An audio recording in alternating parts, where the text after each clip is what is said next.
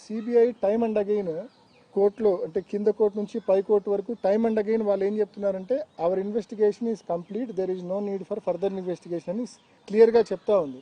And point number 2, as an accused we have very limited rights. మేము దీంట్లో ముద్దాయిగా మా దౌర్భాగ్యం కొద్దీ దీంట్లో మమ్మల్ని ఇరికిచ్చినారు కాబట్టి మాకు దీంట్లో చాలా లిమిటెడ్, అక్యూజ్డ్కు చాలా లిమిటెడ్ స్కోపే ఉంటుంది.